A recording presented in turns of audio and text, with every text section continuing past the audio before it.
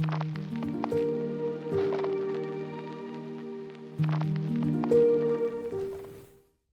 there, welcome. I'm Julia Frodahl, and in this video, I'm going to talk about the 4 defense strategies known as fight, flight, freeze, and fawn. But before I do, I want to clarify something. I just want to clarify the differences between this framework and some very similar frameworks that I've shared with you in other videos here, because they do overlap quite a bit. So I just want to preempt any confusion. So in another video, I talked about the type A, B, and C personality types. You'll find a link to that video in the description below if you'd like to watch it. It's mostly about authenticity. These personality types were defined and described by medical researchers who were investigating the links between personality types and certain diseases. In yet another video, also linked below, I talked about the 3 nervous system states: rest and restore, fight and flight, and freeze. And these are physiological nervous system states that naturally have behavioral correlates, but that framework is primarily focused on what the nervous system is doing. And in this video, as I mentioned, I'll be talking about the 4 defense strategies known as fight, flight, freeze, and fawn. And these are types of social behavior that emerge in response to attachment wounds, including abandonment, rejection, neglect, and abuse. So the focus here is on the social behaviors related to human connection specifically, how we try to connect, as well as how we might try to avoid connection, okay? So again, one framework is focused on the relationship between behavioral patterns and certain diseases. One focus on what is going on in the nervous system specifically. And this one is about social behaviors that are related to human connection. They all overlap quite a bit, but these are different lenses through which to look at ourselves. If you enjoy this video, please be sure to like and subscribe below. That way you'll be notified when I post new videos, and it also really helps me reach more people with these teachings that are aimed at helping us understand ourselves and live more compassionately together. So, all humans have 3 fundamental needs: love, safety, and belonging. In childhood, these needs are all fused together as we are psychologically, emotionally, and physically dependent on our connection to our caretakers. So love and belonging actually are safety. And so in cases of trauma or cases where we did not have a safe or secure attachment to our caretakers, our system will develop social or relational strategies in the hopes of securing the safety and connection we need and preventing rejection, abandonment, or abuse. The psychotherapist Pete Walker identified 4 such defense strategy types, and they are labeled fight, flight, freeze, and fawn. Most of us gravitate toward one of these primary defense strategies, with a secondary strategy serving as a backup when the primary one doesn't work as we hoped. There are a number of factors that sway us toward one strategy over the others, including the particular types of challenges or abuses we faced, what our caretakers modeled, birth order, culture, and genetics. But these strategies develop unconsciously and out of necessity as we do our best as vulnerable, not fully developed little humans to find the love, safety, and belonging we need to survive within the particular environment we found ourselves in. So having said that, let me share a description of each defense type, and then after that, I'll offer some ideas about how to start healing each type, okay? So let's begin. Starting with the fight type. Fight types try to connect by controlling. They use rage to feel safe and in control, as they are unconsciously driven by the belief that power and control can create safety, assuage abandonment, and secure love. So the fight type tends to be narcissistic, explosive, controlling, entitled, and sometimes even sociopathic. They are the type A personality, the bully, and the autocrat. Fight types have learned to respond to their feelings of abandonment with anger. Many of them use contempt and disgust to try to manipulate others into a relationship with them. They demand perfection from others while they also create disorder. They treat others as mere extensions of themselves, really, and commonly use others as an audience for their monologuing. Everything must be centered around them. The rageaholic fight type uses other people as a dumping ground for their anger, and they can become addicted to this cathartic emotional release, but the relief usually doesn't last long before they pretty quickly need another fix. The charming bully, who behaves in a friendly manner some of the time, is also a fight type. He can even occasionally listen and be helpful in small amounts, but he still uses his contempt to overpower and control others. The charming bully generally spares his favorites of this behavior, makes them feel like the golden exception until they get out of line. If the charming bully is charismatic enough, those close to him and favored by him will often fail to register the unconscionable meanness of his way towards others. The bully's favorites often slip into denial, relieved that they're not the target, at least not for the time being. Especially charismatic bullies may even be admired and seen as great or exceptional. And this is why being the scapegoated child or spouse of such a bully, the fight type, is an especially problematic position to be in because it can be incredibly difficult to get anyone to validate or believe that you were or are being abused by them.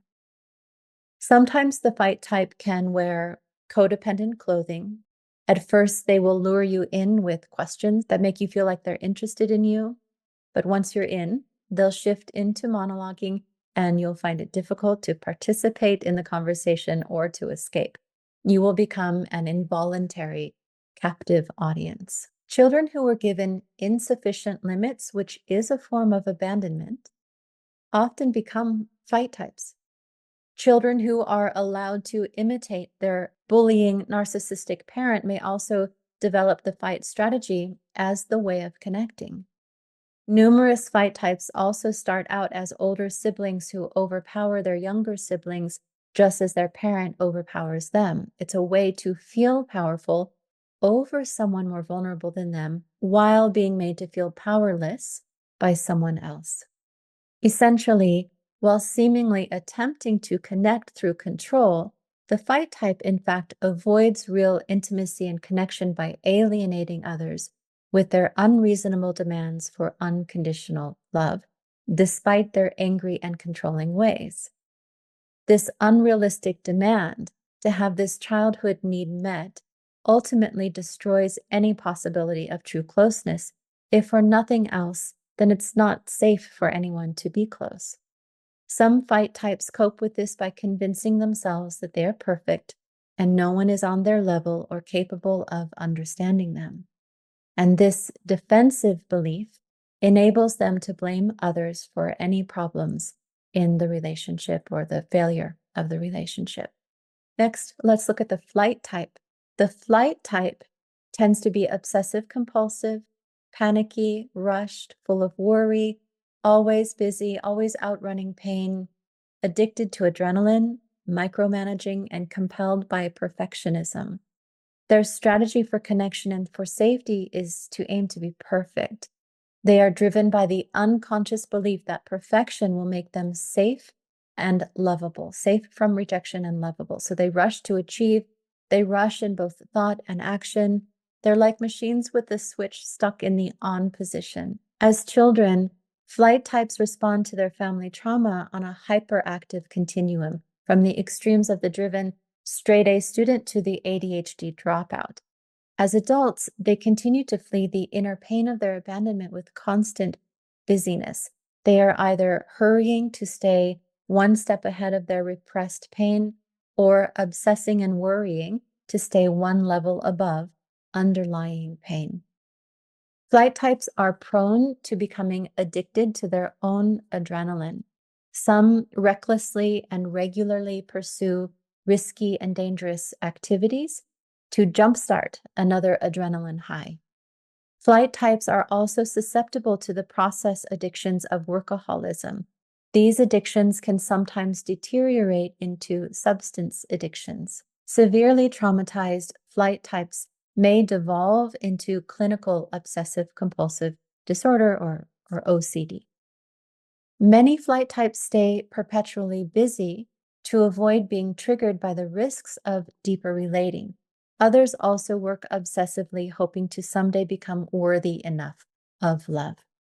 Often, flight types have great difficulty showing anything other than their perfect persona to the world, which unfortunately only makes authentic, deep connections more difficult to have. Next, let's look at the freeze type. The freeze type tends to hide, dissociate, camouflage, isolate, space out, become a couch potato or hermit, and is generally achievement phobic, as achievement would draw too much attention to them. The freeze type has learned that there's no way out of danger, especially when it comes to human relationships. So, in order to be safe, they hide. Connection is only rarely sought for the freeze type. A person with a freeze response or freeze strategy can become so frozen in their retreat mode that it seems as if their starter button is stuck in the off position. Many freeze types see people and danger as synonymous. So, freeze types typically choose higher amounts of refuge and solitude than most. Some freeze types completely give up on relating to others and become extremely isolated, connecting only through fantasy or distance. Freeze types may seek refuge and comfort in prolonged bouts of sleep, daydreaming, wishing, and TV binging, online browsing, and video games, and things like this. Freeze types often have or appear to have ADD, and they also often master the art of changing the internal channel. So, whenever inner experiences become uncomfortable, they might exhibit an extreme detachment from ordinary reality, and it can switch like that. Like the fight type, the freeze type tends to project the perfectionistic demands of the inner critic onto others, a little more so than onto themselves. And while the fight type uses this to justify their rage on others, the freeze type uses it to justify their isolation. While some freeze types do seem to thrive, despite their isolation, others decline into serious depression. And this in turn can lead to addictive self-medicating with substances like alcohol, marijuana, and narcotics. Or they may gravitate toward ever-escalating regimens of antidepressants. It is the child who had no way to successfully employ the fight, flight, or fawn responses that becomes habituated into the freeze response. Typically, this is the scapegoat or the most profoundly abandoned child. Having no way out, the only response left was to freeze in place, to disconnect from the experience of abandonment or abuse right where one is. So freeze types learn to hide in their rooms and are often fully convinced that the world of relating holds nothing for them. Freeze types who have not been turned totally off human relationships by horrible childhood experiences gravitate to online relationships, as this way of relating can be pursued safely at home, on their own terms, and with as little actual contact as desired. Lastly, let's look at the fawn type. The fawn type tends towards self-abandonment, people-pleasing, codependency, groveling, social perfectionism, victimhood, and an addiction to apologizing. Fawn types avoid emotional investment and potential disappointment by barely revealing themselves. They hide behind their helpful personas and their tendency to over-listen to, over-focus on, and overdo for others. This way, they don't have to risk real self-exposure and the possibility of a deeper level of rejection that could come with it. So they aim to keep attention off themselves. They seek safety and acceptance through listening. They invite the other to talk so they don't have to risk exposing their own thoughts, views, and feelings. They ask questions to keep the attention off themselves as well. Essentially, the fawn type has learned that it's safer to listen than to talk, to agree rather than to dissent, to offer care rather than to ask for help, and to leave choices to the other rather than to express any preferences of their own. Their constant self-abandonment and self-abnegation not only creates an inability to express rights, needs, and boundaries in a relationship, It also severs them from even knowing what their own needs and desires are, which further perpetuates the cycle. The fawn type is a disorder of assertiveness brought about by a dormant fight response, which leads to a susceptibility to being exploited, abused, and neglected. This is why fawn types are especially vulnerable to being enslaved by fight types, because the price of admission to a relationship with a fight type is self-abandonment. The fight type makes everything about themselves, and the fawn type makes everything about the other. So it's easy to see how those two types get entangled. The fawn type learns early on that a modicum of safety and attachment can be gained by becoming the helpful and compliant servant. They are usually the child of at least one narcissistic parent who reverses the parent-child relationship by centering themselves. In one way or another, the child is put in a position to take care of the needs or emotions of the parent. And when this occurs, the child may be turned into the parent's confidant, substitute spouse, coach, or housekeeper, or they may be pressed to caretake their younger siblings. Some fawn types adapt by becoming entertaining and taking on the task of keeping their parents happy. Molding a child into this codependent behavior usually involves scaring and shaming them out of developing a healthy sense of self. So they likely learned that protesting abuse leads to even more frightening retaliation, and thus they relinquish their fight response, delete no from their vocabulary, and never develop the language skills of healthy assertiveness and self-protection. Servitude and ingratiation become essential survival strategies, so they forfeit any and all needs that might inconvenience others. They stop having preferences and opinions that could anger anyone. They have no boundaries. Those are just surrendered. As adults, fawn types are immediately activated into submissiveness and servitude at any hint of a danger of rejection.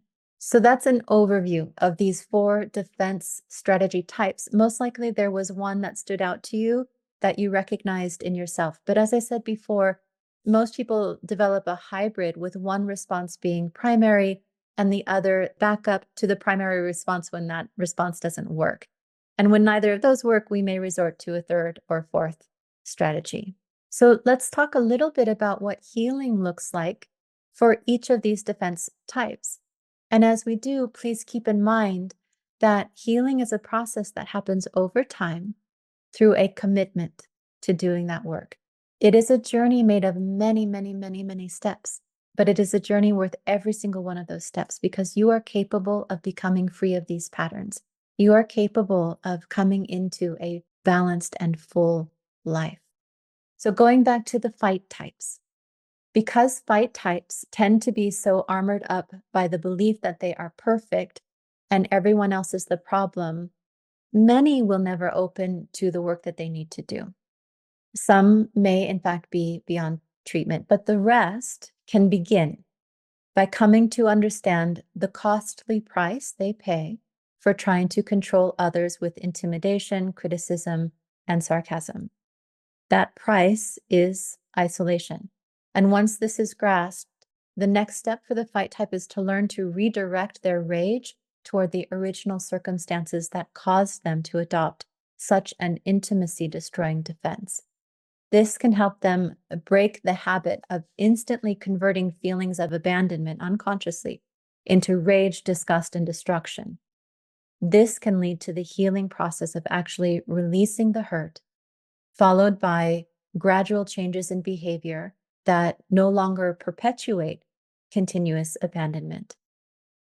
Their healing will require that they give up their illusion of perfection and the habit of projecting their perfection-demanding inner critic onto others. For the flight type, the healing journey begins with healing the inner critic and developing a more holistic, nurturing inner voice. For that work in particular, please consider my nature-based parts work program, which is linked below it. It's immensely helpful for working with the inner critic. The second step for the flight type is to start moving into their feelings, to grieve their losses, including childhood losses. Self-compassion and self-tenderness is key for this process. So is slowing down, as this defense strategy is embedded into a nervous system that has gotten used to running at a certain pace. So the flight type will need to learn to deprioritize mindless, busy activities and prioritize being still. Cultivating a mature self-guided meditation practice would be great medicine for flight types as well. Challenging, but good. As flight types can be so high functioning, they may have a hard time believing that there are feelings that they are running from, feelings that creep up in moments of stillness. So it will be important for flight types to trust this fact and be willing to make friends with the quiet, with silence, instead of becoming propelled in those moments, in the quiet moments, into a scattering of activities. There's another link below to a program that will help you develop a lasting self-guided meditation practice a little bit at a time, if that interests you as well. Now, freeze types tend to be in denial about the life-narrowing consequences of their adaptation and numb to their emotional pain. So they are typically undermotivated to try to understand the effects of their childhood and actually do the inner work. Also, because their positive relational experiences are so few, if any, freeze types can be extremely reluctant to enter into any type of intimate relationship that could be transformative, including the therapeutic relationship. And those who do manage to overcome that reluctance often spook really easily and are quick to quit that relationship. But if they do manage to enter and commit to a therapeutic relationship, that process must start with gradual trust building and ideally psychoeducation, because that allows the person to maintain a sense of autonomy and independence and gradually open up about their childhood experience. This then paves the way for some of the deeper work of shrinking the overprotective inner critic, which in turn promotes the work of grieving the losses of childhood. The work of grieving is especially therapeutic for freeze types and helps resuscitate their dormant will and drive. And lastly, the healing process for fawn types. The good news is that fawn types can respond quite well to both a therapeutic relationship and psychoeducation. Learning about the defense types, like you're doing now, tends to give them great relief as they recognize the self-abandonment that draws them to narcissistic types who exploit and abuse them.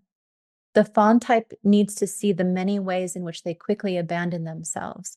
Healing will require bolstering up healthy self-love and self-protection, challenging internalized beliefs that such things are selfish, and practicing their self-expression, assertiveness, and the setting of healthy boundaries. Role-playing assertiveness and boundary setting with a therapist or other guide can be immensely helpful for the fawn types. Essentially, what we want to find is balance.